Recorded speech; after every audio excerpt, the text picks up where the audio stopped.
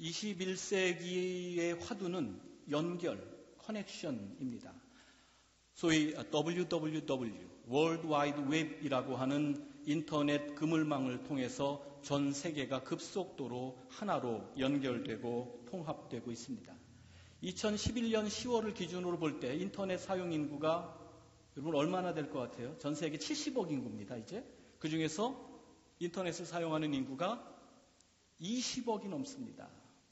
그러니까 뭐 아이들 빼고 저 오지에 사는 사람들 빼고 웬만한 사람은 다 인터넷 커넥션을 가지고 있는 것입니다. 페이스북 가입자가 7억이 넘었고요. 그리고 트위터 사용자가 1억이 넘었습니다. 우리 교회도 많은 분들이 뭐라고 그러죠? 스마트폰이라고 그러죠. 예. 여러분 혹시 전화 켜놓으셨으면 꺼주시기 바랍니다. 그 스마트폰이라든지 아니면 다른 그 모바일 기기를 사용해서 인터넷에 접속할 수 있는 그러한 그 기기를 가지고 있는 사람들이 10억이 넘는다고 합니다. 유튜브 동영상 하나 올리면 20억 인구, 그 인터넷 인구를 감동시킬 수도 있고요. 혹시 여러분이 실수로 페이스북이나 트위터에 글 하나 잘못 쓰시면 20억 인구를 화나게 할 수도 있습니다. 저도 이 아이패드에다가 설교를 놓고서 여러분께 설교하는데 이 아이패드를 가지고 지금 제가 인터넷 클릭만 하면 한국에 계신 저희 부모님들이 제가 설교하는 모습을 실시간으로 보실 수도 있습니다. 그렇게 아주 밀접하게 세계가 연결되고 있습니다. 그러나 인터넷이 아무리 발달한다 할지라도 하나님과 인간을 인터넷이 연결해 주지는 못합니다. 하나님과 인간을 연결해 주는 것은 페이스북이 아니라 페이스, 신앙입니다. 제가 이 설교를 준비하면서 항상 아내에게 원고를 보여주거든요. 그랬더니 페이스북, 페이스, 제 발음으로는 잘 이렇게 구분이 안 된다고 그래요. 여러분 알아들으시죠?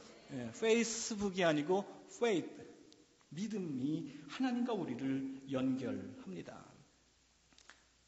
여러분 인터넷 들어가셔서 구글에 한글로 하나님 이렇게 쳐보시면 거기에 나오는 결과가 무려 19억 4천만 개나 됩니다. 어젯밤 현재 그렇습니다.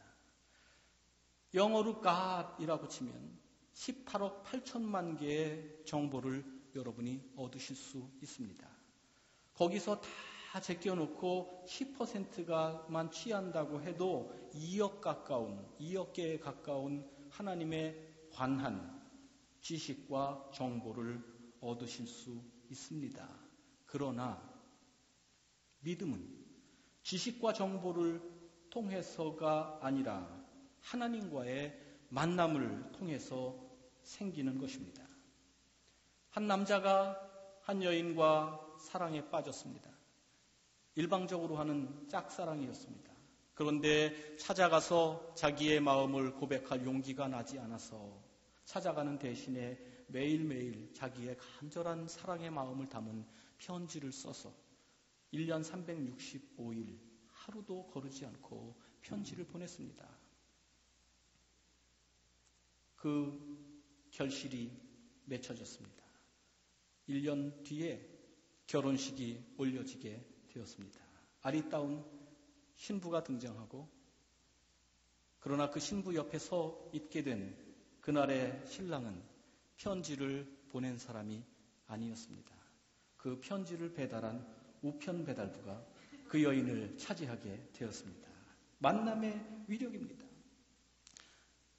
사람 간에도 만남이 없이는 사랑이 싹트고 무르익을 수 없는 것처럼 우리가 하나님을 경험하고 체험하지 못하면 우리에게 믿음이 싹트고 믿음이 결실을 맺을 수 없다는 말씀입니다.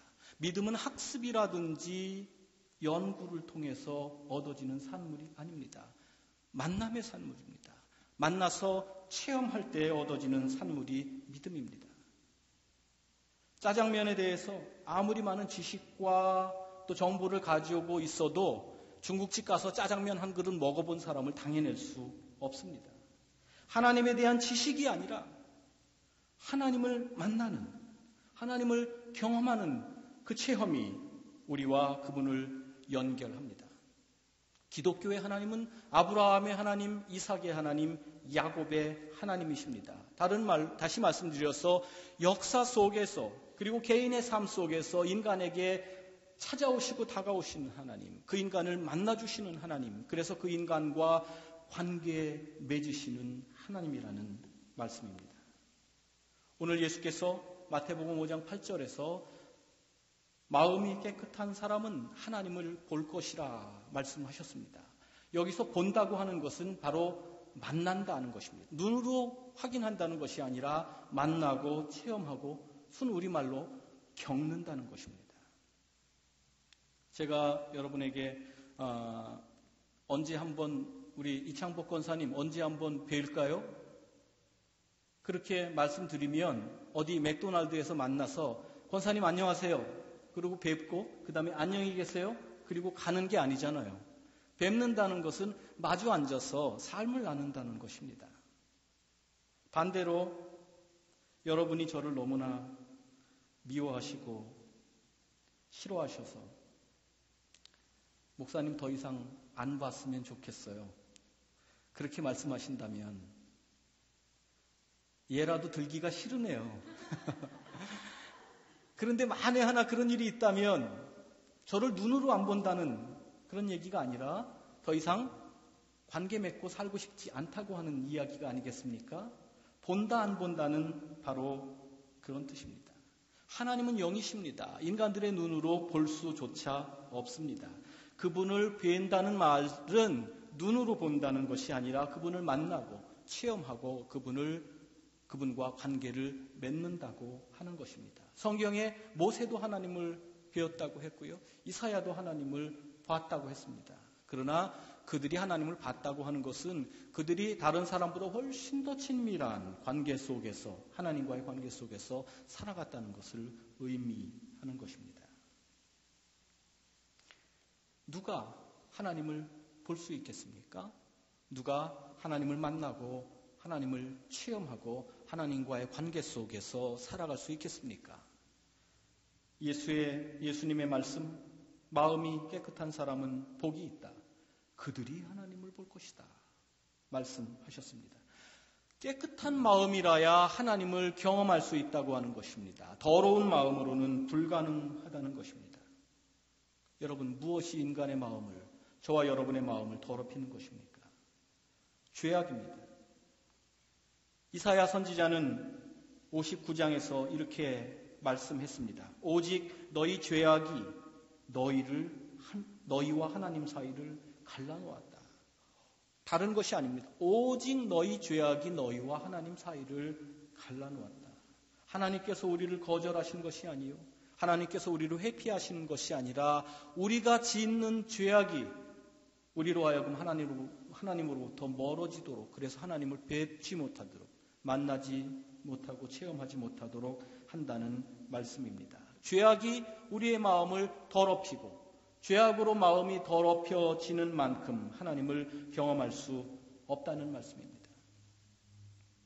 인간의 마음이 얼마나 더러운지 예레미야 선지자는 이렇게 말씀했습니다. 만물보다 더 거짓되고 아주 썩은 것이 사람의 마음이라.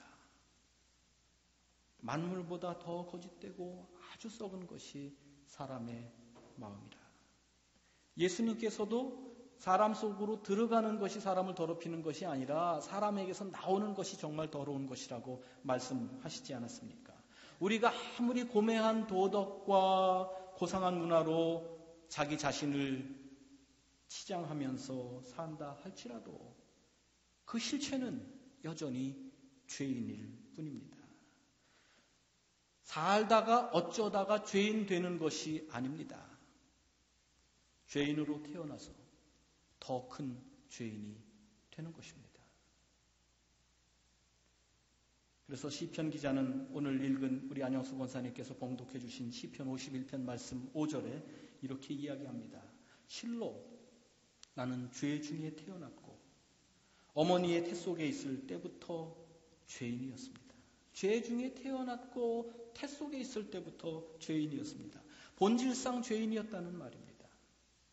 여러분, 갓난아이가 태어나면 그 눈망울이 얼마나 맑습니까? 정말 보고만 있어도 행복해지는 그런 맑은 눈 아닙니까? 그런데 그렇게 순수한 눈빛을 지닌 아이의 마음속에도 죄가 있는 것입니다. 아이가 어머니한테 안겨서 젖을 물고 있거나 또 젖병을 빨고 있다가 누가 툭 건드리고 다른 아이가 그 젖병을 빼앗으려고 하면 확 뿌리치잖아요. 사람이 그만큼 자기중심적이라는 것입니다. 이 이기주의, self-centeredness, 자기중심주의, 이게 너무너무나 강해서 토마스 멀튼이라고 하는 사람은 원죄가 무엇이냐? 인간이면 어쩔 수 없이 지니고 살아가는 그 이기주의, 자기중심주의가 바로 원죄라고 했습니다. 이것이 죄의 뿌리가 되어서 계속해서 죄의 싹을 틔우는 것입니다. 그렇게 죄가 재생산되면서 우리와 하나님 사이를 가로막는 것입니다. 이것이 인간의 소위 실존입니다.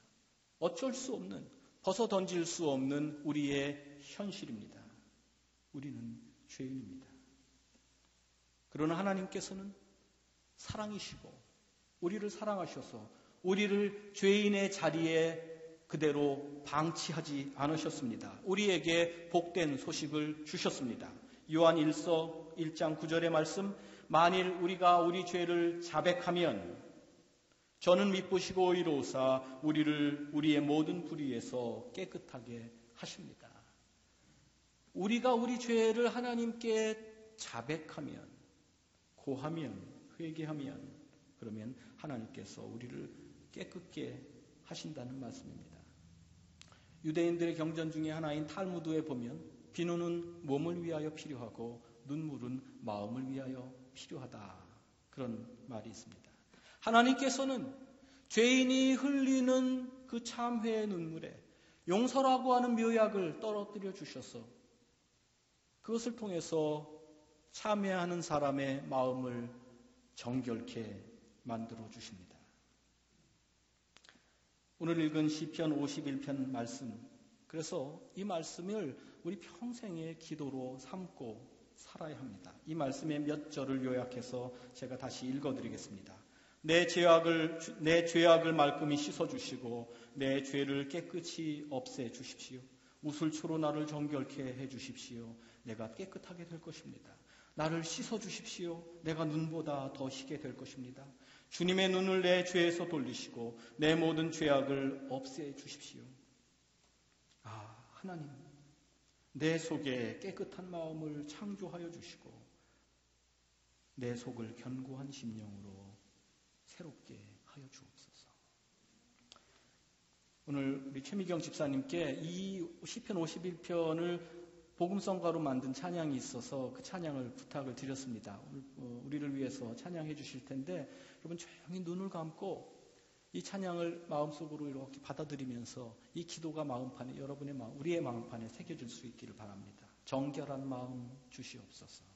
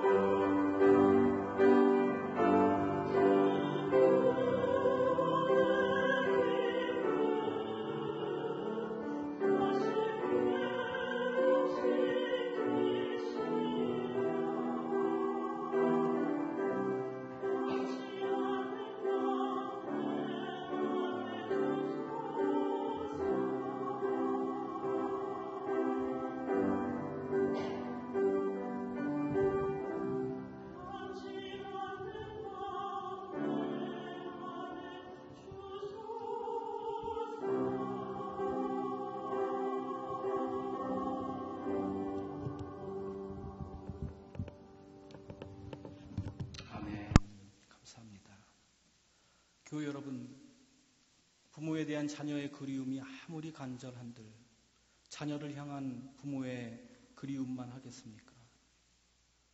부모를 향한 자녀의 그리움이 충족되지 않을 때 허전함으로 남는다면, 자녀에 대한 부모의 그리움이 충족되지 않을 때는 부모에게 고통이 되고 눈물이 됩니다. 인간을 향하신 하나님의 그리움, 그것은 이거보다 곱절로 큽니다. 너무너무나 인간을 만나기를 열망하시기에 친히 인간이 되시지 않았습니까? 그래서 이 땅에 오신 분의 이름을 우리는 임마누엘, 하나님께서 우리와 함께 하신다, 그렇게 고백하지 않습니까?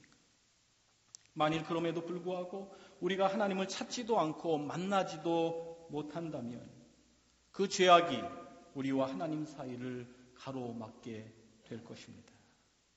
그 죄를 참회의 눈물로 씻어내야 합니다. 교회 여러분, 죄는 감춰지는 것이 아닙니다.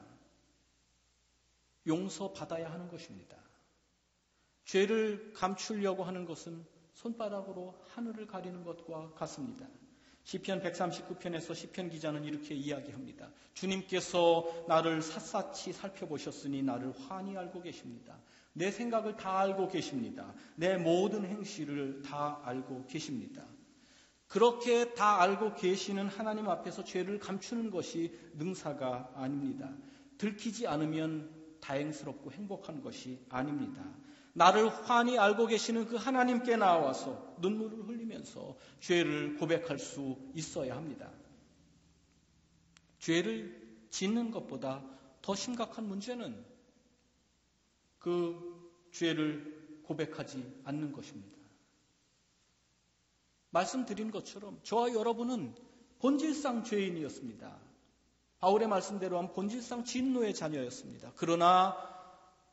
그래서 죄 지을 수밖에 없습니다. 여기서 자유로울 수 없습니다. 그러나 우리가 죄를 짓더라도 하나님 앞에 고백하면 주께서 우리를 용서해 주시고 죄로 더러워진 우리의 마음을 정결케 해 주십니다. 하나님은 아무리 큰 죄도 용서하시지만 아무리 작은 죄라도 고백하고 참회하지 않으면 용서하지 않으십니다. 아무리 큰 죄도 용서하시지 못할 죄가 없습니다. 인간의 죄가 아무리 깊어도 하나님의 사랑보다 깊지 못하기 때문입니다. 그러나 아무리 티끌만한 죄라 할지라도, 그렇게 작은 죄라 할지라도 우리가 용서를 구하지 않으면 그분은 용서치 않으십니다. 누가 복된 사람입니까? 지은 죄를 눈물로 참회하며 용서를 받고 용서받아 깨끗해진 마음으로 하나님을 보는 사람, 하나님을 만나는 사람, 그가 복된 사람입니다. 시편 32편 1절과 2절 말씀이 이렇습니다. 복되어라 거역한 죄 용서받고 허물을 벗은 그 사람, 주님께서 죄 없는 자로 여겨주시는 그 사람, 마음에 속임수가 없는 그 사람, 그는 복되고 복되다. 누가 복되고 복됩니까? 죄를 감추는 사람, 죄를 짓지만 그럼에도 불구하고 세상에서 잘 되는 사람이 아닙니다. 복되어라 거역한 죄 용서받고 허물을 벗은 그 사람, 주님께서 죄 없는 자로 여겨주시는 justification, 죄 없는 자로 의롭다고 여겨주시는 그 사람, 그래서 마음속에 속임수가 없는 그 사람, 그는 복되고 복되다. 이렇게 마음이 깨끗할 때에라야만 만복의 근원이신 하나님을 경험할 수 있습니다. 하나님을 경험하고 또 경험해야 하나님과의 친밀한 교제 가운데 거할 수 있습니다. 하나님과의 친밀한 교제 가운데서 살아갈 수 있어야 하나님의 자녀가 되는 것입니다. 하나님의 자녀는 하나님의 집에서 살아갑니다. 누가복음 15장에 탕자의 비유 나오지 않습니까? 거기에서 끝에 보면 큰아들이 불평을 합니다. 둘째 아들은 그렇게 허랑방탕하고 먼 길 떠났다가 왔는데 그 녀석은 송아지를 잡아서 잔치를 베풀어주고, 아버지, 저는 뭡니까 도대체? 그러자 아버지가 큰아들에게 이렇게 말씀하십니다. 얘야, 너는 늘 나와 함께 있으니 내가 가진 모든 것이 다 내 것이 아니냐. 네가 나와 함께 있으니 내 것이 네 것이 아니냐.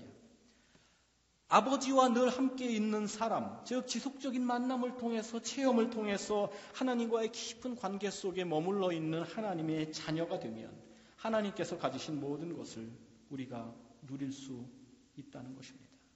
하나님은 너무너무 우리에게 복 주기를 열망하시는 분이십니다.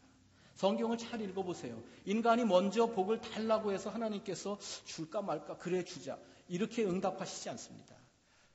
창세기 1장부터 하나님께서 천지를 창조하시다가 넷째 날부터 복 주시기 시작하고요.